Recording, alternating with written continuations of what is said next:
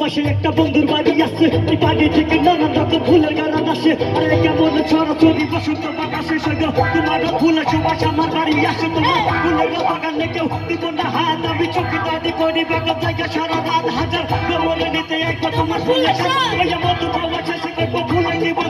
তুমি